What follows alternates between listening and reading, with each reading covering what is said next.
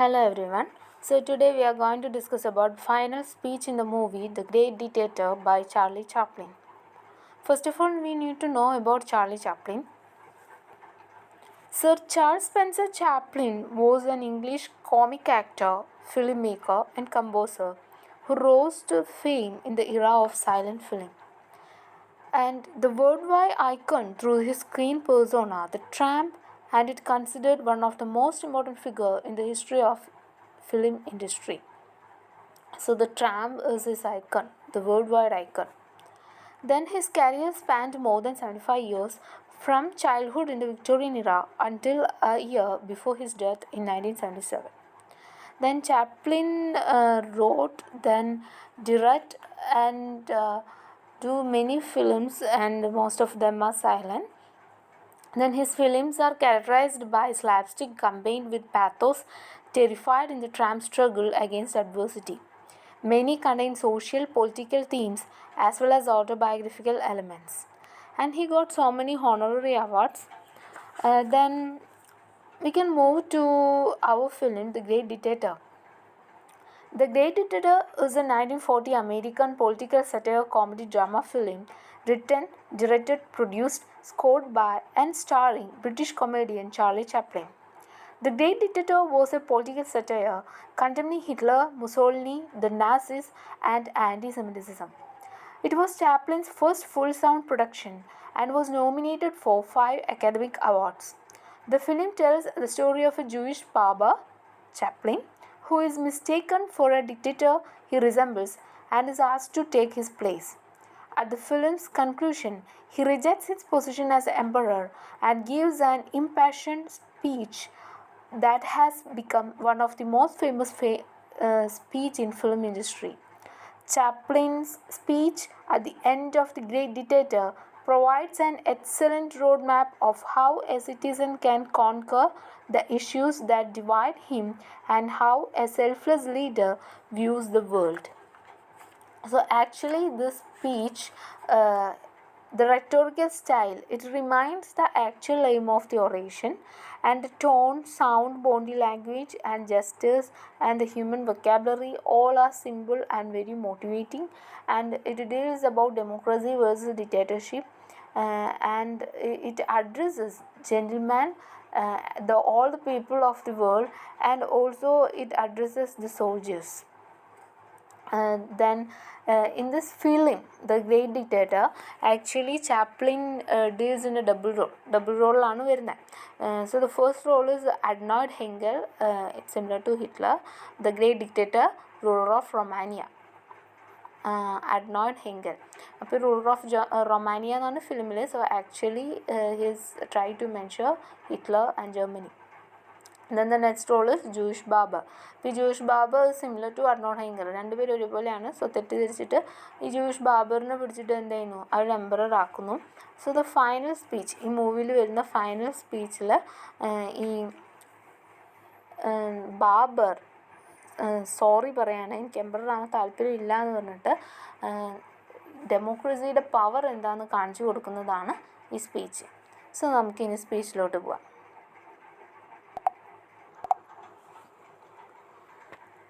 Final speech in the movie The Great Dictator.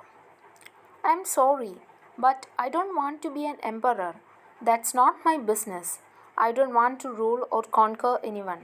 I should like to help everyone. If possible, Jew, Gentile, black man, white. We all want to help one another. Human beings are like that.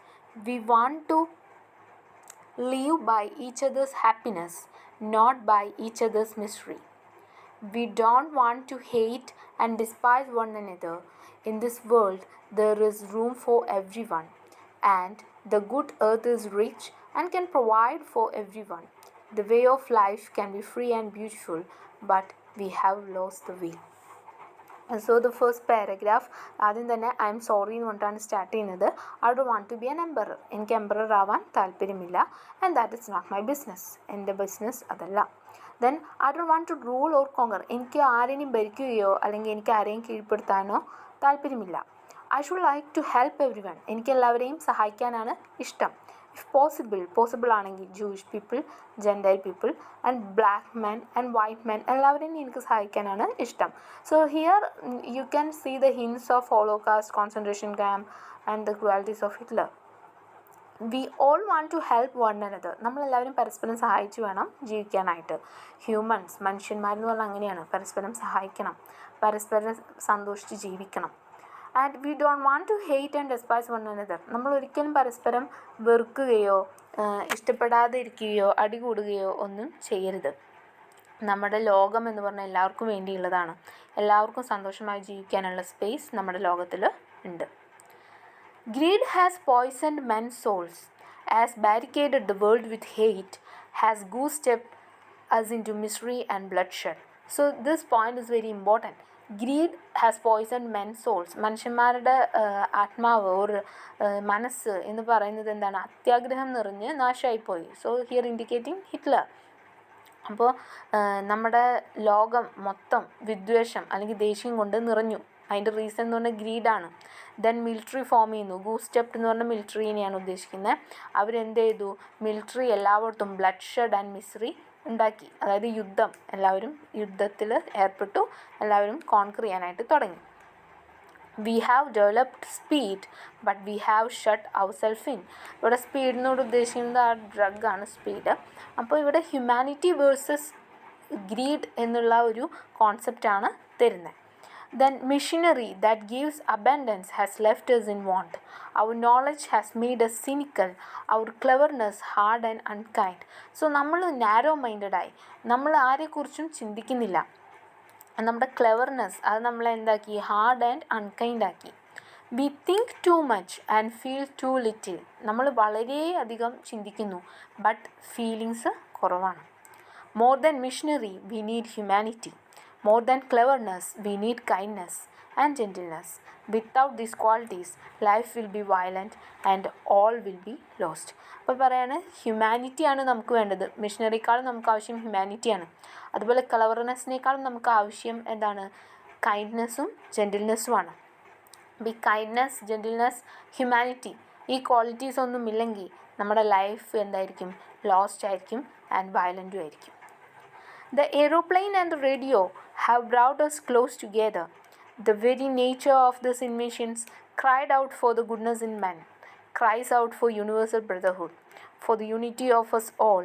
Even now, my voice is reaching millions throughout the world, millions of despairing men, women, and little children, victims of a system that makes men torture and imprison innocent people. So ഇവിടെ technologies നമ്മുടെ നല്ലതിന് വേണ്ടിയിട്ടാണ് ഉണ്ടാക്കിയത്, but we use it now for destroying our self. അപ്പോൾ ഈ aeroplane and radio നമ്മൾ മനുഷ്യന്മാർ തമ്മിലുള്ള അകലം കുറച്ചു, ഡിസ്റ്റൻസ് കുറച്ചു. വളരെ പെട്ടെന്ന് തന്നെ ഇപ്പോൾ അങ്ങോട്ടും ഇങ്ങോട്ടും കമ്മ്യൂണിക്കേറ്റ് ചെയ്യാം, തമ്മിൽ കണ്ട് സംസാരിക്കുകയും എല്ലാം ചെയ്യാം. അതിനുള്ള ഇന്നോവേഷൻസ് നമ്മൾ നടത്തിയിട്ടുണ്ട്. അത് മനുഷ്യന്മാരുടെ നല്ലതിന് വേണ്ടി ഉണ്ടാക്കിയതാണ്. നമ്മൾ യൂണിവേഴ്സൽ ബ്രദർഹുഡ് ഉണ്ടാക്കാൻ വേണ്ടിയിട്ടാണ് ഈ ഇന്നോവേഷൻസൊക്കെ ചെയ്തത്. ബട്ട് ഇപ്പോൾ എന്ത് ചെയ്യുന്നു? അത് നമ്മളതിനെ നാശത്തിനായിട്ട് യൂസ് ചെയ്യുന്നു. നമ്മൾ നല്ല ഇന്നസെൻറ്റ് പീപ്പിളിനെയൊക്കെ ടോർച്ചർ ചെയ്യാനായിട്ടാണ് ഇപ്പോൾ അത് യൂസ് ചെയ്യുന്നത്. സോ യുദ്ധത്തിനെയാണ് ഇവിടെ മെൻഷൻ ചെയ്യുന്നത്. To those who can hear me I say do not despair. അപ്പോൾ പറയാണ്, എന്നെ കേൾക്കുന്നതിനോട് എനിക്ക് ഒരൊറ്റ കാര്യം പറയാനുള്ളൂ, ഒരിക്കലും നിരാശപ്പെടരുത്. The misery that is now upon us is but the passing of greed, the bitterness of men who fears the way of human progress. പറയാൻ ആളുകളുടെ വളർച്ചയിൽ ചിലർക്കുണ്ടായ പേടി, അതുമൂലമാണ് ഈ യുദ്ധമൊക്കെ ഉണ്ടായത്. ഈ മിസറി അത് കടന്നു പോവും, അത് അവസാനിക്കും. The hate of men will pass. മനുഷ്യന്മാർ തമ്മിലുള്ള ദേഷ്യം, വിദ്വേഷം അതൊക്കെ മാറും. And dictators die. അതായത് ഏകാധിപതികൾ അവർ മരിച്ചു പോവും. And the power they will took from the people will return to the people. ജനങ്ങളിൽ നിന്നെടുത്ത അധികാരം അത് ജനങ്ങൾക്ക് തന്നെ തിരിച്ചു ലഭിക്കും. And so long as men die liberty will never perish. പറയാണ്, മനുഷ്യന്മാർ മരിക്കും, അതുപോലെ കാലങ്ങൾ കടന്നു പോകും, എന്നാൽ സ്വാതന്ത്ര്യം അത് നിലനിൽക്കും, അതൊരിക്കലും നശിക്കില്ല. Soldiers don't give your self to brutes. സോൾജേഴ്സിനോട് പറയാണ്, നിങ്ങളൊരിക്കലും ക്രൂവൽ പീപ്പിൾ, ക്രൂവൽ മൈൻഡഡ് ആയിട്ടുള്ള ആളുകൾക്ക് വേണ്ടി നിങ്ങളെ ബലമേൽപ്പിക്കരുത്. Then men who despise you അതായത് നിങ്ങളെ ഇഷ്ടമില്ലാത്തവർക്ക് വേണ്ടി നിങ്ങൾ നിങ്ങളുടെ സേവനം കൊടുക്കരുത്. മെൻ ഹു എൻസ്ലേവ്സ് യു, നിങ്ങളെ അടിമകളാക്കുന്നവർക്ക് വേണ്ടി നിങ്ങൾ നിങ്ങളുടെ സേവനം കൊടുക്കരുത്. ഹു റെജിമെൻറ്റ് യുവർ ലൈഫ്സ്, നിങ്ങളുടെ ലൈഫിൽ കയറി ഭരിക്കുന്നവർക്ക് വേണ്ടി നിങ്ങൾ ഒരിക്കലും നിങ്ങളുടെ സേവനം കൊടുക്കരുത്.